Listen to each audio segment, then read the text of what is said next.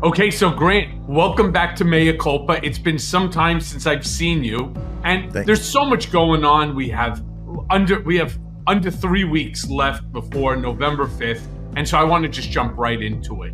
Let's do it. Kamala Harris recently delivered a fiery speech on Trump's erosion of democratic values, particularly highlighting his complete and total disregard for the rule of law, as well as his attacks on voting rights and women's rights. How do you think Harris's direct approach is currently resonating with moderate voters, especially in the important swing states like, for example, Pennsylvania or Arizona? Well, thanks for having me on, Michael. And I just got to say, the direct approach is aimed at two things, right? Firing up the Democratic base who is passionate about these matters. And it's a clarion call to the Republican voters who have been crossing the aisle to vote for Democrats. And now in ever increasing numbers, many of them have been called Haley voters. But these people are the Reagan Democrats coming back to the fold. Okay, they're coming back to the fold 40 years later, and that's who they're calling to. That's who they are trying to persuade, turn out, and really expand the Democratic electorate from the last election to this election with those voters. So we see now poll after poll after poll, and here's a question that I can't figure out the answer to. So I'm hoping that you'll be able to provide me and, of course, my listeners with this type of a legitimate answer here. So last month, in the month of September, Kamala Harris was up by 6 as far as white women are concerned. All of a sudden, we're now into October, and the newest poll that comes out has Trump ahead by 2 points. I'm just trying to figure out, what has he done that would change any woman's decision within which to vote for a guy who continues to pat himself on his diaper when he turns around and he says that I am the reason for the overturning of Roe versus Wade. I am the one who is now going to involve ourselves in your reproductive decision-making rights. It is my vice president who is now out there on the campaign trail talking about if a pregnant woman, a woman is leaving the state, that they're going to require her in order to exit the state to take a pregnancy test. Did you hear you left out the tracking mechanisms that JD Vance supports, right? Tracking women's menstruation and periods so the state can decide whether they're okay or not. I mean, it is absolutely ridiculous to think that women have moved 8 points in Donald Trump's favor. But let's back up and let's look at the bigger picture of what's going on with public polling. So I think we can all agree that public polling has failed us as a predictive measure over the last decade, right? I mean, it didn't predict that Donald Trump could win or what the real chances of him winning were back in 2016, which we obviously learned all too well how that could play out, right? And then 2020 was fairly reasonable. But in 2022, we saw a very distinct phenomenon that is still persisting to this day, right? Which is that we saw polls put out for the purpose of trying to influence public opinion, right? And so it created this red mirage, as it was called, the red mirage, right? It was going to be a red wave, but it wasn't. There was no red wave in 2022, but there was a month of media predictions that there would be a red wave. And outside of New York and Florida, for different reasons, very different reasons, and I'll get into those very briefly, outside of New York and Florida, Republicans did miserably in the 2022 elections. It was historic shellacking for Republicans. They lost control of a chamber. And I mean, they lost that they could have won. They could have won the Senate. It was a 50-50 Senate, and they lost races for the Democrats to increase their lead. And then they barely won the House. And Florida and New York are very important to that story because Ron DeSantis twisted the arm of the Republican legislature to illegally gerrymander Florida, right? He cost Democrats multiple seats in Florida, got sued for violating the Voting Rights Act, and then settled to create a VRA district in North Florida that had been there for decades, where they took away a black Democratic House member's seat and, just cracked and packed everybody, right? So in Florida, they gerrymandered several seats. And then in New York, there was a fight over the maps.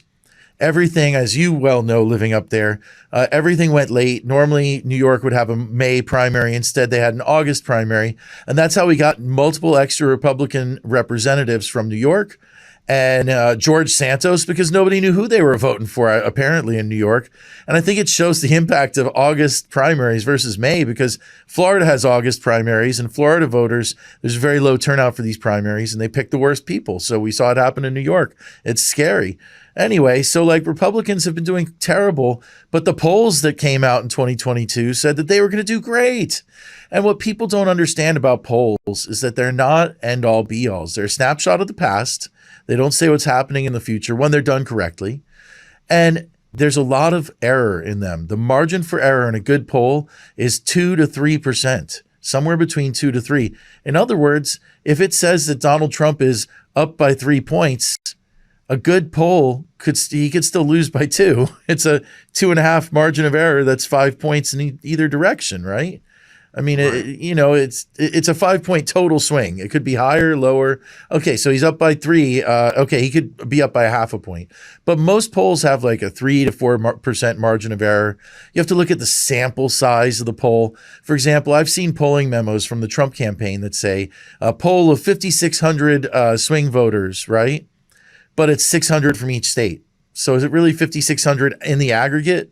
Well, does that data really matter when they're just swing voters? Because Grant, the swing state voters, right? Yeah, but the recent NBC poll, as an example, was 475. 475. It's a very small sample size. Come on, and right now that's a tough poll to put together if you're the pollster calling and getting 475 people to answer your calls. Right. But in today's technological age, I go ahead on my X or on my YouTube channel and so on, and I get 500,000 people answering a poll, which I think is a much better indicator in terms of where things are and where things are going. And I just don't see, even with the margin of error of plus or minus 3, right? I just don't understand how there is a single woman, black, white, makes no difference to me, young, old. I just don't understand. It's better to look at modern polling as more of an indicator of probability or possibility and not some actuality, because it's just not actual. There's 330 million people. There's going to be 150 million votes cast, right? What you're talking about with 500,000 responses is more like surveying. You have so many responses, but the scientific pollsters, they have to model the voting electorate somehow. That's their job as pollsters. And then you have to deal with what you get back as a response. And so it gives a lot of weight to very few votes. And so polls can move a lot because 475 people, the 10%, 8% of that is 30 women. So if you just had 30 women that are a little more conservative than the norm, or from places that are not reflective of what the national electorate is going to look like, your whole poll is off. And yeah, I mean, it's just, these things are not so accurate. I'll give you an example, right? I was looking last year at what was going on with the polling, and I was looking at the New York Times polls from 1983 showing that Walter Mondale and John Glenn were polling 5 and 7 points higher than Ronald Reagan, respectively. We all know how that turned out. So I just think that it's, people shouldn't put too much stock in the polls, but that's what the newspapers use to sell these horse races and distract people from policy, from factual differences. They could just easily report the facts, show some of the crazy stuff that Donald Trump says versus the sane things that Kamala Harris proposes as policy plans, and contrast that. Kamala Harris put out an 82-page policy paper. You never hear about that in the media. right? All you heard about was Donald Trump whining incessantly that she didn't have a policy paper fast enough when she only became a candidate in June, the nominee in August. I mean, it's like, hey, hello. And what does he have? A concept of a policy plan After 9 years. Right. So let's also talk about, some contrasting positions. Trump, once again, is refusing to put something out. First, it was his tax returns. Always. Now it's his medical records. And we have a right, whether you like Trump or you don't, whether you like Joe Biden or you don't, at the age of 78, soon to be 79, all right, we as the American people who are being asked to cast a vote for a guy, right, for 4 years, we have a right to know whether or not he's healthy so that you know whether you're voting for him or you're voting for Shady Vance, right? I mean, and especially... You are voting for Shady Vance, by the way. Right. And Leon, right. His friend. Exactly. Especially as, speculation is growing about Trump's, not just his physical, but also his cognitive health, considering we watch these rallies, we watch these television interviews, and his more erratic behavior that we see day in and day out. So my question to you, Grant, is how crucial is transparency in health to voters? And how should this issue be framed to break through his base's loyalty? Because they don't seem to give a shit. When it's funny, because when Biden, right, looked tired, all of a sudden the entire country kind of united and say, well, this guy's just too old. Look at him. He looks sleepy. Trump, on the other hand, is sweating. He's mumbling. He's bumbling. He's saying shit that doesn't make any sense. What do you see? I'll tell you, again, I was looking back at some of what the New York Times has done historically when the big debate happened in June, and they wrote 192 stories about Joe Biden after that debate. All right. 192. In October of 1984, Ronald Reagan, then the oldest candidate to ever run for the presidency as a re-election, had a bad debate against Walter Mondale, a really bad debate. They wrote one story about it, and it was called a television criticism. It was like the television critic reviewed the debate and just wrote one story about it. That's how unimportant that was in 1984. All of a sudden, 192 articles, and we're seeing exactly one article in the New York Times, a news analysis story, questioning his cognitive abilities, right? But here's the sad irony, the sad truth of the matter here, right? That the best coverage I've seen of Donald Trump's health in any outlet, in any media venue, source, anywhere, was this past Saturday night on Saturday Night Live. All right? They started by bringing on Caitlin Collins as a CNN anchor, and she said that Donald Trump chickened out of their debate, and there was only one format that he would agree to appear on, and it was Celebrity Family Feud. Right? Hysterical with Kenan Thompson. And so you get to the end of the Democratic table, and Joe Biden's being portrayed by Dana Carvey, who's he's just a master of the craft, right? And he's just so good at catching those essential mannerisms and deploying them and just being funny. He's the first person I've seen make somebody like Joe Biden, who's not this comic figure, just like funny, like really just funny. And he ends his whole spiel, like being Sleepy Joe, blah, blah, blah. He ends the whole spiel by going, but I'm not the old guy anymore now. He is. That is the best coverage of this election that I have seen. And then they go up to Donald Trump, on the challenge, and they pass the thing over. And the question that they're trying to answer for Family Feud, the survey question, the poll what do you have question, in the glove compartment of your car? The glove compartment of your car, yeah. And his answer. I mean, first of all, for the first time, if you notice, they made him kind of like hunched backed and a little bit, they showed the chin, the JJ thing he's got going on. It's like the little thing there. And they, and he just goes, well, first, this is an unfair question because I never rode in the front seat ever. I mean, that's perfect Donald Trump. And then he gave like a 60-second, like they call it the Gish Gallop, where you just lie a lot because you don't know what you're going to talk about. And he just went off for like almost 90 seconds of just lying and just making things up, and hopefully people won't notice. That's the real Donald Trump today. That's what's left. Well, right? I think it's more than that, my brother. Right? Because we the other day, Trump held a rally at Coachella. And what a great idea. A brilliant idea. Right? He's going to win California for sure, at least by 100. He's got California in the bag. But the point I'm trying to make here is, first, he lies about the size. He turns and says there's over 100,000 people that are there. That's not true. I believe that there was about 15,000 people that were there, which is still a nice size, but it's not enough. You see, Trump has to lie about everything. So not only during that rally did he spew more election denial rhetoric, but on top of that, what he didn't want is people with his 90, 120-minute rants of pure stupidity. He didn't want them leaving. So what they did is they went ahead and they made everybody park their cars about 5-6 miles away. All right, 5-6 miles away. And they bused them all to the site, which was called the ranch.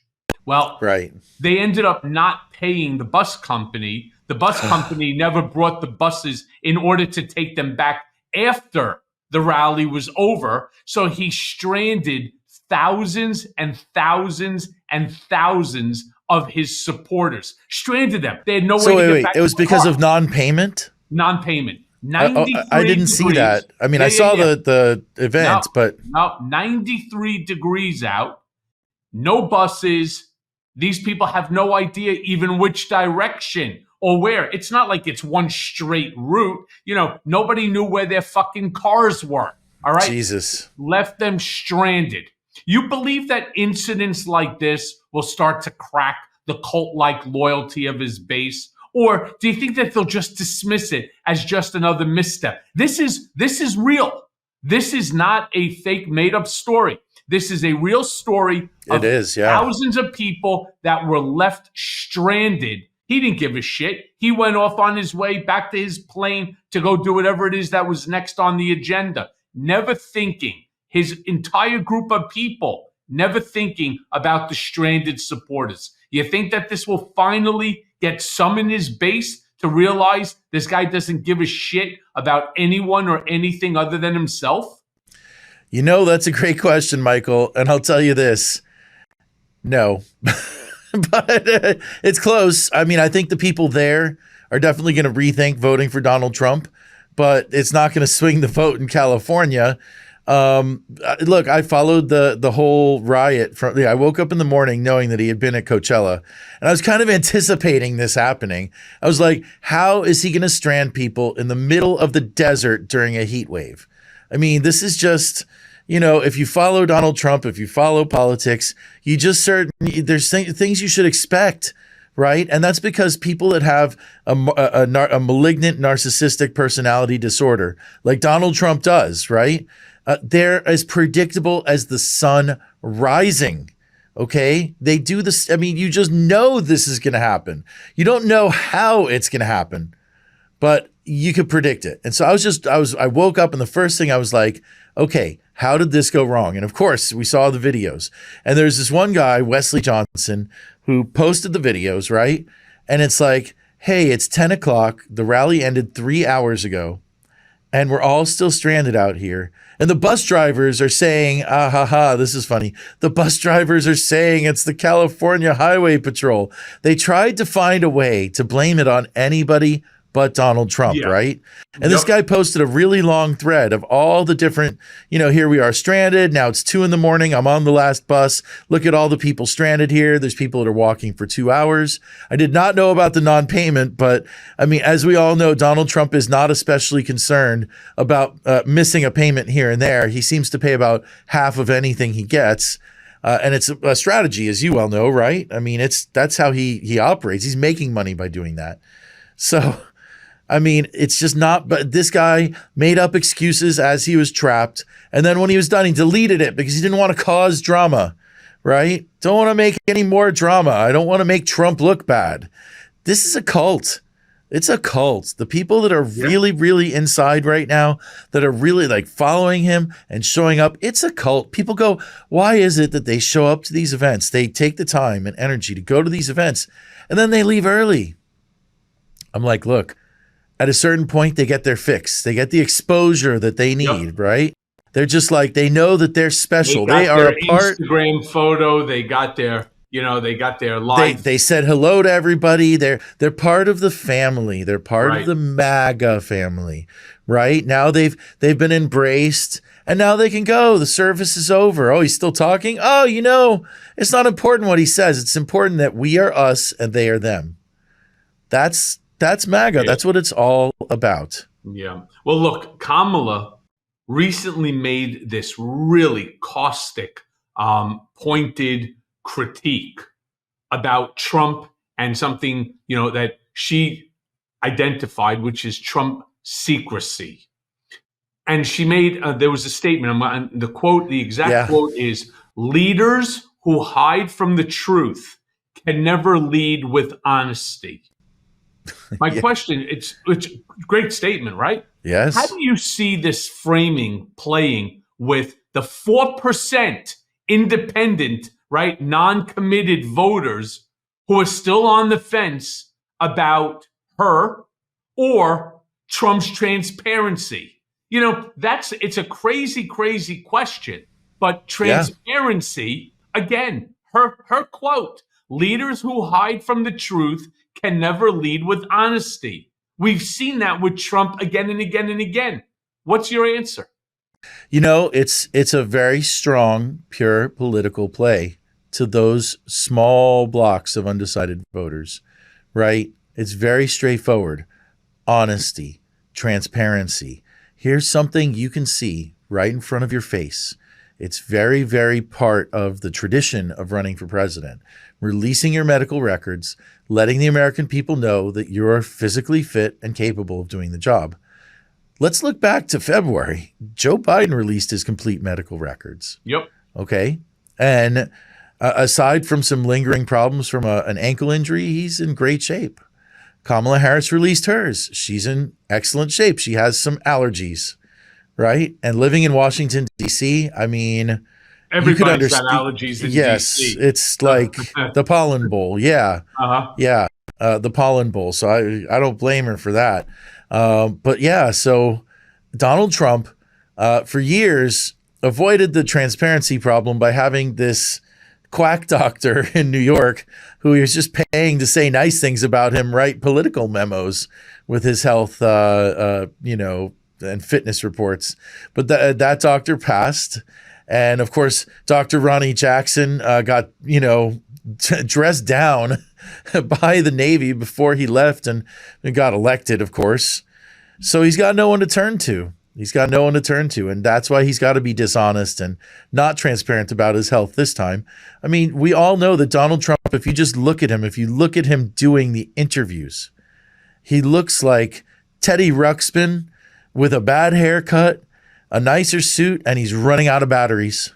Yeah. I mean, Donald Trump is really low energy. But the question is, this, according to the polls, and again, I don't have any faith in these polls, but they have it 48-48 with 4% right now undecided, right? 4% undecided. So and a lot of those are going to break very late, like the last week. I mean, we saw in 2016 there was a huge break in undecided voters of 3 to 4% just over news events, right? And so I think that those people are really late deciders, and this is a very important issue. They're going to just look at it and say, okay, wait, this guy has to hide his medical report? I mean, so you think that that's an issue for them? It's a huge issue for the oldest person to ever run for the presidency. Yep. Okay. Which is Donald Trump, as we talked about, and only SNL is covering it. That's good news for those undecideds. That's where the undecided voters are going to see their news. Well, take that, and then let's now couple it with the multiple entangled legal battles that Trump is currently facing, right? You got the fraud case in New York, right? You got the civil case in New York. You have the E. Jean Carroll civil matter. That's only $90 million, right? It's 90 million. I mean, there's over 600 million in just that alone. What was that? Right. Then you have the federal indictments, for example, relating to January 6th, the theft of the documents for the Mar-a-Lago. I mean, there's right. There's Georgia. remaining, There's right. There's also a major civil case over January 6th in D.C. as well.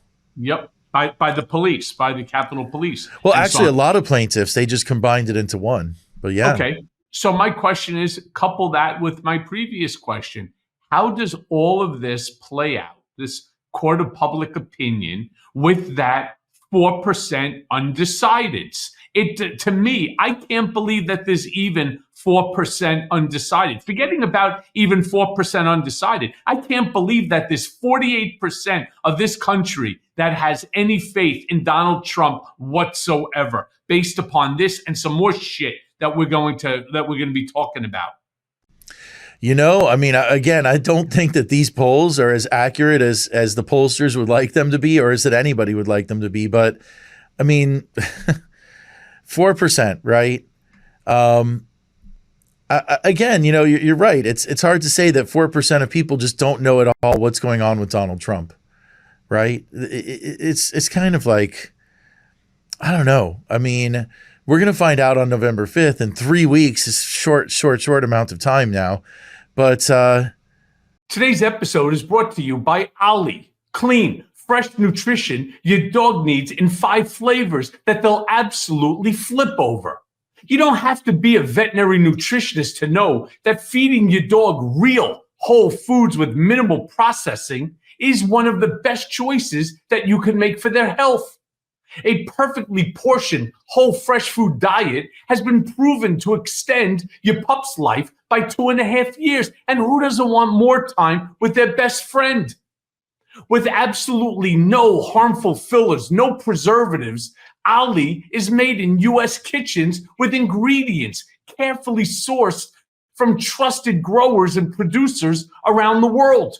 You see, because the time between Ollie's gentle cooking and your dog's chowing down is minimal, they don't need preservatives to extend shelf life. With 5 protein first recipes like fresh beef with sweet potatoes, fresh turkey with blueberries, or fresh lamb with cranberries, you might start thinking, damn, I mean, my dog eats better than I do. And that's probably true when it comes to Ollie. So I want to be clear about something. I actually don't have a pet. I don't have a dog, but I do have a neighbor who has the absolute cutest cavapoo that goes crazy for me whenever she sees me. And by the way, her name is Luna. So here's what you need to do. First thing that you do is you fill out Ollie's 30-second quiz, and they'll create a customized meal plan based on your pup's weight, the activity level, and other health information. Ollie crunches the numbers, and then they recommend the right recipe and the daily portions for your precious pup based on hundreds of thousands of real dog results.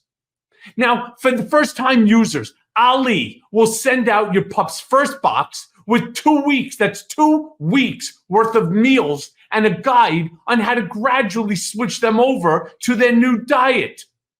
Ollie offers 3 meal plans to choose from. You really think that this is for a human? They offer 3 meal plans to choose from. So you can choose between a full fresh plan, fresh topper plan, or a mixed plan with their freshly baked recipes for your special fur puppy. I mean, they also have treats and supplements.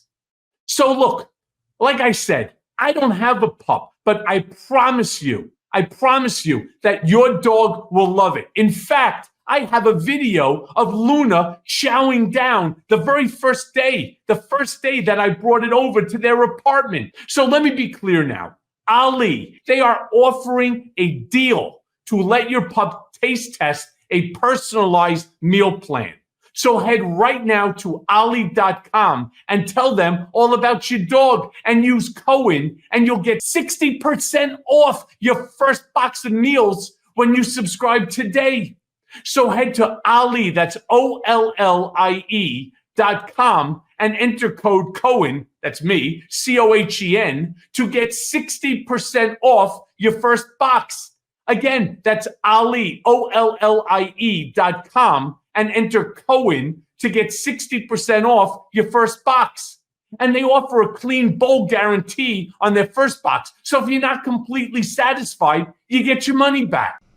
Man, I don't see 48% of Americans even voting for him. I don't think that the Republicans have gotten more than 47% vote share like since Bush, basically. Since Bush, I don't think they've crossed the 47% mark.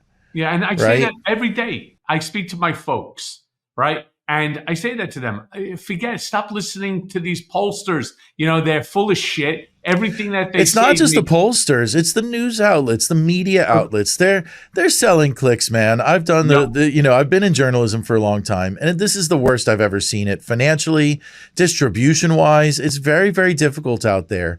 And so, these people that are, on the supposedly liberal media, it doesn't exist, but the New York Times editors, look, man, they can see the stats. You piss off the left, you're going to get clicks, rage clicks, anger readers. That's what they're going for right now. Don't let it make you angry. Just get out there and do stuff. And I'm going to say this, right? I want to say this about who's trying to persuade these 4%, okay? The Democratic Party, like the DNC and the state parties, have one of the largest volunteers operations that I've ever seen in politics. And it's even more energized. There are more volunteers today than during the 2018 Blue Wave election, which was like the peak in many places. I mean, 2020 was different. It wasn't like not peaked, but it just volunteer-wise, it wasn't there because of COVID, right? So the volunteer levels are even higher today than 2018, which was a rabid, like high watermark for the resistance, flipping the House. And then, that eventually, led to the impeachment of Donald J. Trump, right? So I think that's very important, and it's slipping under the cracks. And the converse of what's happening on the Republican side is slipping through the cracks. And this is what's really important related to all those cases. Donald Trump put Laura Trump, his daughter-in-law, involved as the head of the RNC, right? Mm-hmm. Why do you think he did that? Yeah, control the money. Right. For what? The legal defense. This is like, it is a permanent legal defense fund for Donald Trump. Okay. And so that's what he needs to keep afloat with all these cases and appeals and all this crazy stuff that's going on. He's got two different, multiple appeals happening, multiple civil cases he's got in New York, Georgia, Florida, DC. I mean, it costs a fortune to keep a team of lawyers engaged on all this. And so what they've done is they've taken this quirky FEC decision that allows super PACs to coordinate with campaigns on get out the vote operations. And they've used that to turn Elon Musk's super PAC at America in, the username he stole from some poor person on Twitter. They've used that to outsource their get out the vote operation to a political action committee. This is an egregious mistake, but it's a huge contrast. The Democrats are going with volunteers, right? Trump is going with a PAC. That means paid vendors. And these people have a profit incentive to give better reports because they'll make more money, right? And Elon Musk is paying people for referrals. Oh, here, we're just handing out $47 at a time. Great, cool. But there are other campaigns and other parties that have outsourced this kind of work in the past, right? And I'm going to just throw out two examples of them that are, either national or Florida related or both.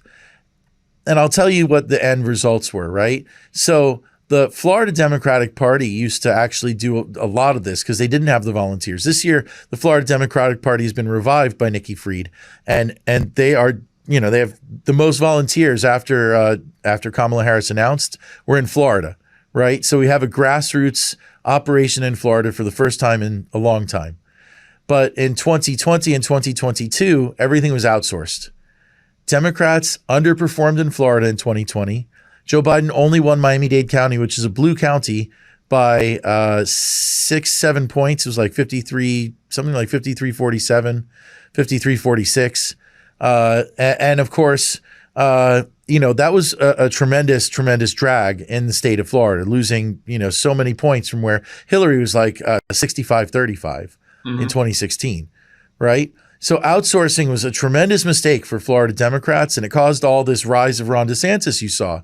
But Ron DeSantis tried the same exact thing with the Never Back Down PAC, right? He tried to outsource a lot of the basic components of campaigning to outside groups.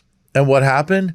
Poor coordination, and it was very ineffective. They spent over $100 million in Iowa to come in a distant second. And here's Donald Trump coming in, and because of his CEO mentality, we can cost cut at the RNC, take that savings back to our lawsuits and legal defense fund, and then outsource everything to our big donors. And that's the approach they're taking. I just can't imagine that overperforming, but I could easily imagine it underperforming what people expect. Yeah. So that 4% is being fought over by Elon Musk's paid vendors and Democrats who are volunteering. Yeah. I think we're going to see a distinct contrast here in the results. I totally agree with you. I totally agree with you. And then she doesn't stop, Kamala. She keeps pointing out the various different things that should be on voters' minds. So she attacks Trump regarding his healthcare failures. Specifically, she goes on and articulately highlights his efforts to dismantle the Affordable Care Act without any viable alternative, which is crazy. I was in his office when he called in Alan Weisselberg, and he said, I want you to figure out whether it's better for me, meaning him and the Trump organization, to give each employee $1,000 who was on the Master Trump Org health insurance plan and push them into the Affordable Care Act, or keep going the way that we were doing. Alan turned around and said to him, you will have a mass exodus, because at that time, nobody knew what the Affordable Care Act even really was and how beneficial that it could possibly be. How do you see this health policy debate playing out as a key differentiator in the 2024 election, particularly, once again, amongst these undecided voters? Look, I think that this is the bottom of the iceberg in this election. The tip is abortion rights, right? Women's rights and democracy. But the big iceberg underneath is healthcare and the economy. And as much as the Republicans want to talk about, prices being at a higher level after COVID, which was expected because America wrote a big check to get through it and keep away a terrible Great Depression. The healthcare issue is actually just as hot right now as it was in 2018. And that's another reason why Democrats are so energized. And it's not just because Donald Trump wants to get Congress involved. In fact, it's the opposite. Given the new powers that the Supreme Court absolutely misguidedly placed in the presidency, Donald Trump could gut the entire Affordable Care Act with basically his pen, right? You see, the thing is that what Donald Trump was impeached over in 2019 was violating a law, the Anti-Impoundment Act, that Congress specifically wrote to force the president to spend money that they appropriate, how they spend it, right? And then, of course, there's, they impeached him for obstruction as well. Abuse of power, not following this law, and obstruction. And now Donald Trump can go ahead and break this law, right? He could just go break this law and say, what are you going to do about it? I've got Republican senators here that have decided that your laws don't matter. What Congress said in the past does not matter. What only matters is what Congress says in the future after you go through a difficult political process, and I've got the votes. I am playing the man, not the ball. He's saying, I've got, as long as he has 34 Republican senators willing to keep him in office, he can break any law in this country. And breaking the Affordable Care Act would be the very easiest thing for him to do. He'd just say, stop sending the subsidy money. And his voters in the Hialeah, Florida, a city about 5 miles to my west here, who have the highest percentage of Obamacare recipients in all of America, a city of 400,000 plus people who vote 80% Trump, 70% Trump, they're going to be livid. They're going to be like, how did this happen? They'll probably blame Joe Biden. Okay. But the fact is, Donald Trump wants to do it. And, I think we have to give a lot of credit to Kamala Harris, right? Because she is prosecuting this case without coming off as, angry, mean-spirited, overly critical. She's focused on the future, but when she lands those zingers, she really, really lands them. And I think it's interesting, the contrast between she and Joe Biden, because, Joe Biden was actually a criminal defense lawyer, right? Like he worked as a public defender and she worked as a prosecutor. Right. So I feel like the skill sets for this particular election, public defender versus prosecutor, I think we needed a prosecutor in this election. In the last election, we needed a public defender to defend the public from a greater threat that Donald Trump was unable to defend it from. Yeah, well, and in this election, I think we still have that same thing. But if we're going to compound, so look, you got the Black community. I don't understand. Again, listening to the bullshit media spewing their horse shit. Oh my God, Trump is rising with Black male voters. I call bullshit to that. And then they say, well, and he's even rising with Black women, right? And I call double bullshit on that. But then they turn around and they say that he's now doing well even with Gen Z. And at Coachella, he couldn't even say the word Gen Z. He called them Zen. And then but Kamala, is surging in the polls amongst especially young voters, Gen Z, mostly because of her positions, for example, on climate change, on reproductive rights, on sensible gun legislation, and so on.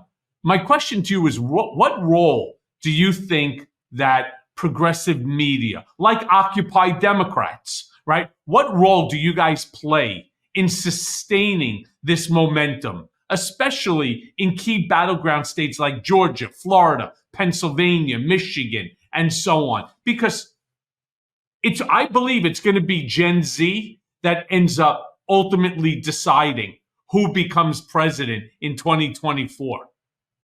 Well, Michael, that's a fantastic question. And I can tell you about what we're doing, and it's coming out very, very, very, very soon. Something really big, okay? That is a project that is run by a young man named Carlos Calzadilla from New York City. He's a Democrat. He's the president of the Brooklyn Dems. And I met him at the Democratic National Convention. He told me about this program that he put together, a political nonprofit called Disrupt Project 2025. And I got to tell you, as soon as I heard about it, I was like, we are doing this. I'm like, I literally told him, take it yes for an answer. We're doing this. Now, and we're getting ready to launch it very soon. Maybe by the time people are listening to this podcast, it'll be out. But disruptproject2025.org is the website where you can take the pledge to disrupt Project 2025. It is literally, by Gen Z voters, by Carlos, he's young man, he's 27, for Gen Z voters to make videos about why Donald Trump's Project 2025 would be harmful for you, harmful for the American public, and to challenge 3 of your friends to do the same, to vote, and make sure you tell everyone why Project 2025 is going to be so harmful if Donald Trump is allowed anywhere near the White House ever again, unless it's on a tour. But frankly, they don't let convicted felons tour the White House too often. Usually they wind up somewhere else. And Donald Trump is a convicted felon. He's awaiting sentencing in the middle of November. I mean, his Project 2025 plan, which J.D. Vance is intimately involved in, he wrote the foreword to the book published by the head of the Heritage Foundation, who created Project 2025. And what people have to understand is that over 60% of the authors of Project 2025 worked in the Trump administration. The key people, right? The key people that wrote this plan are going to be Donald Trump's key hires, like Russ Vought, the former head of the Office of Management and Budget, Johnny McAtee, the former White House Office of Personnel head. Those are two of the key members of this. And it's not just a plan, but it's also a directory of pro-Trump officials that they want to install in the government and wipe out a lot of really important career civil service jobs in the process. So, I mean, that's what we're really doing to make sure that, grassroots efforts by Gen Z voters, for Gen Z voters, get out there. And this challenge, we hope it sweeps the entire internet, where people are telling their stories and letting people know on social media. They're telling their friends, and of course, voting for Kamala Harris, because that's the only way that we're going to get her amazing plans like the care economy, the opportunity agenda, the first-time homebuyer housing credit, and making sure that we can build 3 million more housing units than we otherwise would. I mean, Kamala Harris has actual plans. Donald Trump, as we both know, he has a plan to help himself and a plan for his legal defense. And then there's a concept of a plan. Yeah. Right. I mean, it's just a total joke. But yet, during all this bullshit, during all this fucking lies, and I don't even know how many that there are so far to date, the guy who is the greatest, listen, say whatever you want about Donald Trump, he is the greatest self-promoter in history. He continues to brand himself as the protector of traditional American values. I can't believe, despite the fact, right, that his policies, his rhetoric, his behavior do nothing but undermine democracy, equality, and freedom of speech. I know I was fucking unconstitutionally remanded. I was sent back to prison because I wouldn't waive my First Amendment constitutional right. I am the first political prisoner held in this country because I wouldn't waive my First Amendment. This is Vladimir Putin shit. So my question to you, going back to Occupy Democrats, how does Occupy Democrats work to expose the hypocrisy in a way that cuts through the noise of his propaganda machine? Because his propaganda machine, it's regurgitated over and over and over. You're a frequent guest, for example, on Newsmax. Talk about a regurgitator of his lies, Fox News, OAN, and so on. Then you have dozens of newspaper outlets, not to mention their own fake media sources that they keep putting in there, these bloggers that they bring on board, and everybody's making money on it, so they're willing to continue with the lie. It's one big fucking grift. It is one big fucking grift. I mean, there's no doubt about that. I've been going on Newsmax a lot lately because I know that voters who are watching Newsmax, they're not even hearing that there's another opinion. Right? I mean, I'll just give you a kind of contrast. Like, I saw Corey Lewandowski on there in a segment before I was on there. He would never go on the show with me there. I mean, I tried to go on this right-wing podcast with Roger Stone, and Roger Stone absolutely chickened out. He was like, there is no way I'm going on there with Grant Stern, because he's afraid. Sure. Right? I mean, and so, at least they're like not afraid to bring me on once in a while, but it's like 3-on-1. And I'm happy to be out there and let them try to beat me up on whatever it is. And I'll give you an example. This morning they said, well, what about the 300,000 missing children that J.D. Vance highlighted at the debate? Yeah, there's been fact checks on that. There are 300,000 missing court papers that are supposed to be sent to children. The court papers are missing. The children are not being summoned effectively by the court system, but the children themselves are not missing.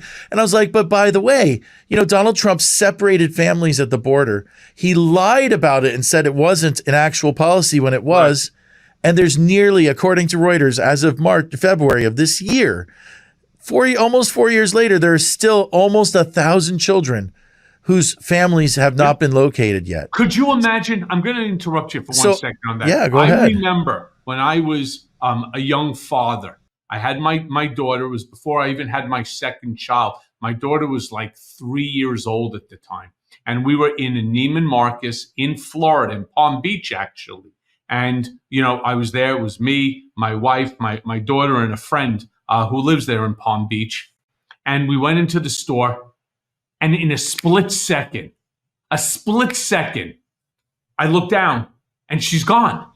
Oh my gosh. And she's gone. I can tell you the terror in my heart was beyond. and my wife started to scream. They locked the doors. I then started looking. I dropped down to the floor. So parents, this is a good idea. You drop down to the floor and you look for the feet, because at that age the kids like to hide. They're short, especially with all the racks of clothing. And then I see feet. And it was like, exactly the look that you just gave. I know exactly what you're talking about. I went through it at a Dolphins game, right? My daughter went down the ramp and turned left when everybody else turned right. And we were terrified.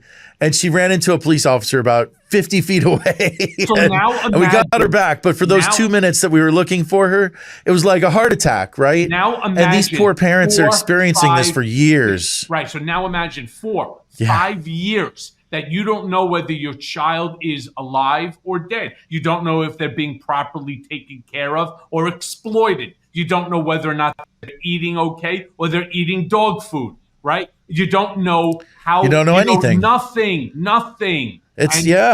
And this Donald thinks, and his acolytes think, is a great way within which to sort of warn individuals who are coming to this country. If you come here and we catch you, we're going to separate you from your child. I mean, that's fucking barbaric, dude. It's barbaric. I mean, look, Rachel Maddow highlighted that J.D. Vance gave an article to this website called The European Conservative, where he estimated that up to 25% of the American population should be deported. Up to 25%. He said there are 10% illegal and another 15. That's this 90 is million insanity. people, by the way. Yeah, that's millions of people. 90 million. Donald Trump keeps talking about some terrible things that the Eisenhower administration did in the 1950s, okay? Absolutely horrific human rights violations. These guys are serious about it, okay? They are not joking. They want to throw people in camps. Governments are very notorious for doing this very poorly. People die. This is not some orderly process that they envision here. They envision millions of people in camps at the border and sending them where? To Mexico, right? Oh, that's going to help Mexico, right? And those people are all going to stay there. Look, let's be clear. Your schedule is busy, and sometimes intimate moments happen spontaneously, or you hope. I mean, you don't have the time to go to doctor's office and get treated for things like ED. Through HIMSS, you can get a personalized ED treatment without stepping foot outside your door. HIMSS is changing men's health care by providing access to affordable sexual health treatments, all from the comfort of your couch. HIMSS provides access to a range of doctor-trusted ED treatments such as chewable hard mints, proven treatments like Viagra and Cialis or their generics for up to 95% cheaper. You hear that? 95% cheaper. And the process is simple, and it's 100% online. There's no uncomfortable doctor visits. Just answer a series of questions on their website, and a medical provider will determine the right treatment option. And if prescribed your medication, well, it ships directly to you for free. And no insurance is needed. You pay one low price for your treatments, online visits, ongoing shipments, and provider messaging. HIMSS has hundreds of thousands of trusted subscribers. So if ED is getting you down, it's time you find the option that works right for you. So start your free online visit today at hims.com/Cohen. That's HIMS.com/Cohen for your personalized ED treatment options. hims.com/Cohen. And the products mentioned are chewable compounded products which are not approved by or verified for safety or effectiveness by the FDA. Prescriptions require an online consultation with a healthcare provider who will determine if appropriate. Restrictions apply. See website for details and important safety information. Subscription required, and price varies based on product and subscription plan. It's not a joke. These people have hideous plans, but that's how fascism is. They say, oh, this is just to rile up the base. This is just to show, for a show. They'll moderate, they'll this. And their whole goal is to convince idiots like Bill Ackman, for example, that it's easier to control these far right people than it is the people on the left, right? This is their whole play. And this is exactly what Hitler did in Germany in the 1930s. He convinced the people in the soft right that it would be better to go with this guy because he's on the right like you are, and he'll be more easily controlled. And then, of course, they get into office, they get into power, and they seize power. And Donald Trump, we already know, wants to seize power because somebody told Congress about it in February of 2019 before he tried to seize power illegally after losing the election. I mean, that's what you did. He said he wants to do it also. But going back to Gen Z for a second, another focal point, right, which is important to Gen Z, which Kamala has made a focal point of her campaign as well, is gun control and, gun registration. This is extremely important, especially to the Gen Z community in wake of the recent mass shootings that have been taking place. Look, when you and I were kids, we not have active shooter drills. We used to have a fire drill. And we would get excited because that means that you weren't doing math or history. Right, you get to march out of school for a few minutes and hang out. And bullshit out for another 15, 20 minutes. What did they do? Everybody had to line up against the wall. It was all in height order, right? Somebody who was the monthly hall monitor would open the door. They'd be the last to go, count all the people. There's 26 kids in the class. You're the 26th. 1, 2, 3, 4, 5. Make sure everybody's out. And if you were lucky, you'd get to see a fire truck for one of these. They might bring one out and be like, hey, check this out. Yeah. Right? If you were lucky, you ended up either in the gym, if there was inclement weather, or outdoor, right, in the facility. Okay. Yep. Not anymore. These kids are now having the fire alarms go off or the sirens go off. There's a locking mechanism. You drop your desk to the floor. You hide underneath it. You barricade shit against the door. This is not good mentally for our children. No. You don't go to school to learn how to avoid getting shot by some loony who wants to go into a school and shoot it up because he's got a gripe, because he didn't become homecoming king, right?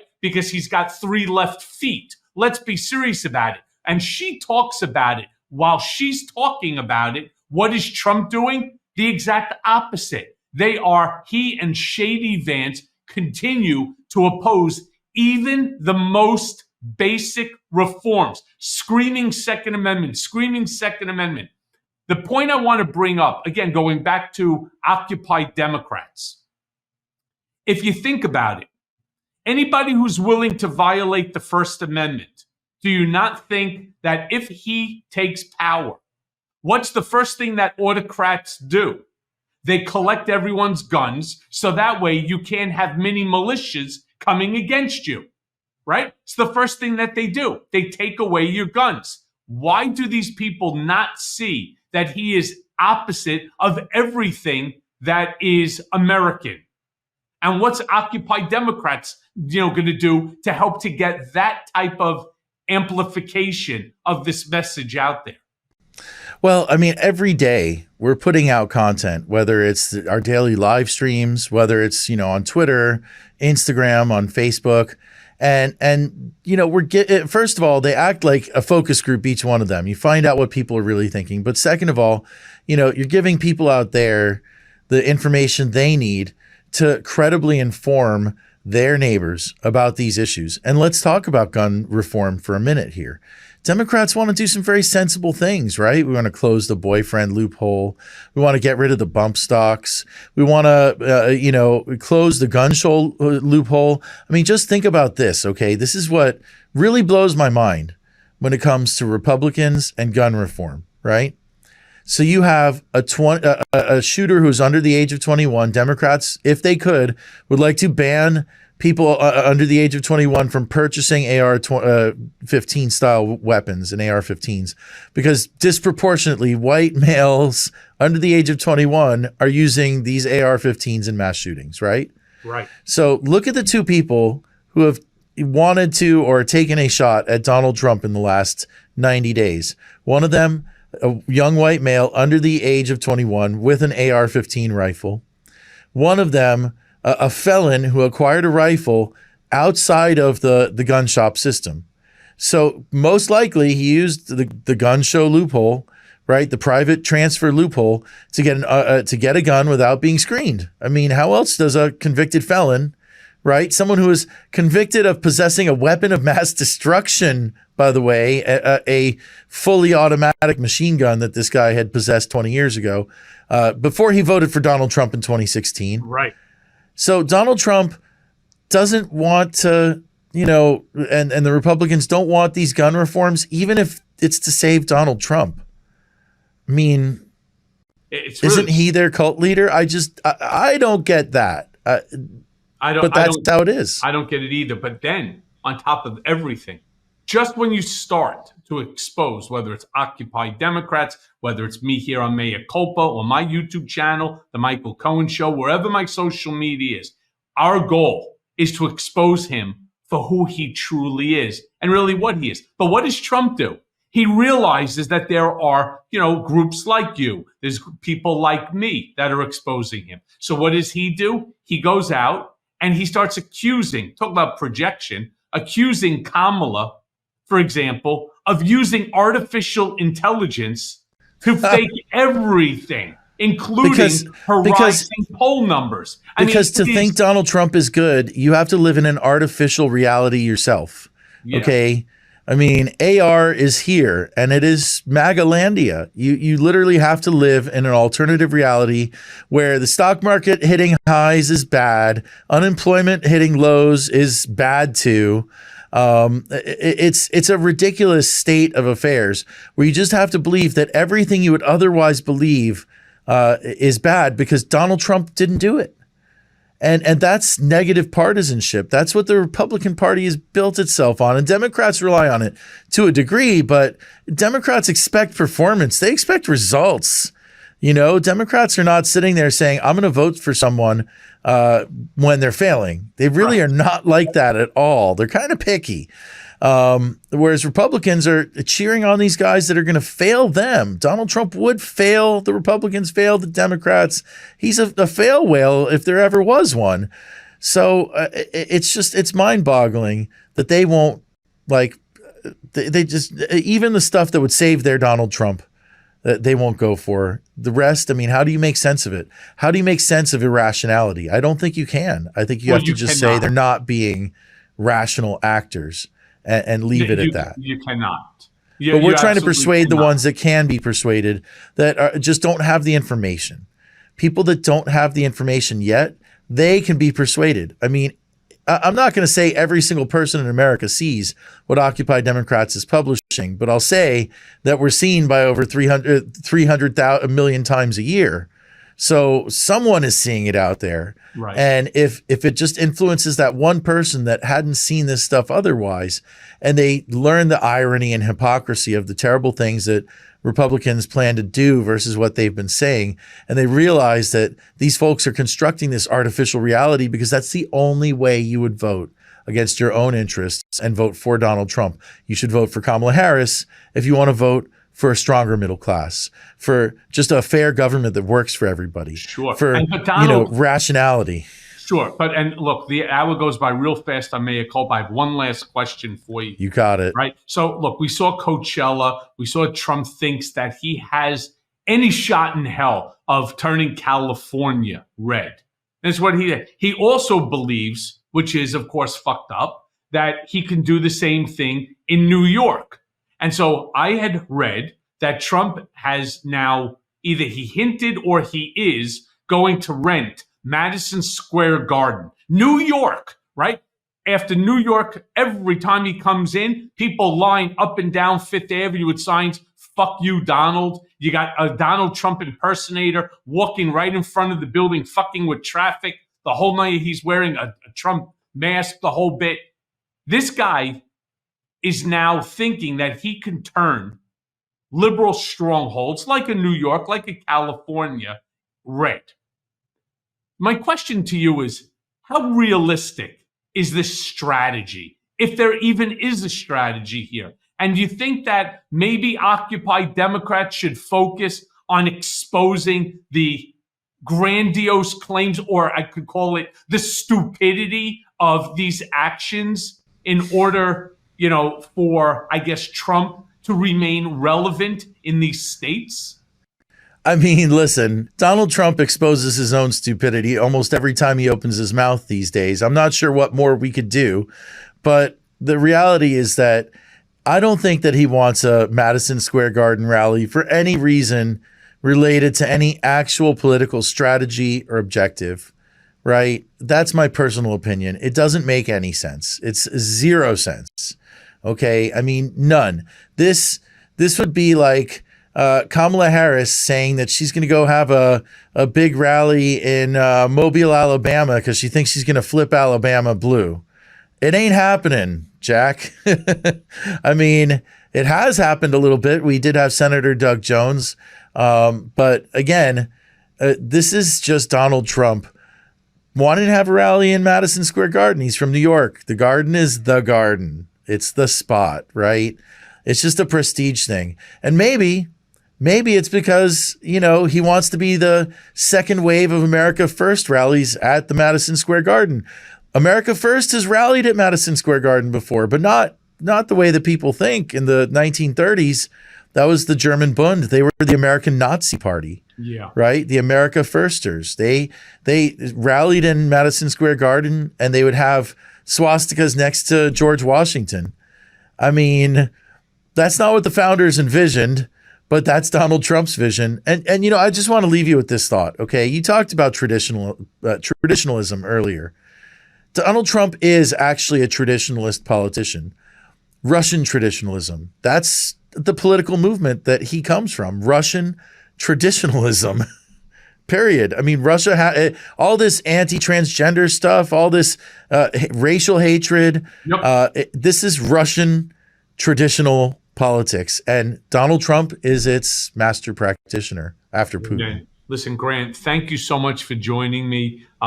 Keep doing what you're doing. Not a lot of time left. Any help that you need from me, please reach out to me in a split of I'm there. In a split of a second, I'll be there. All righty? You got it. Thank you for having me. It's been a pleasure. Democracy's on the line, my brother. Oh, yeah, it absolutely is. We got 3 weeks left.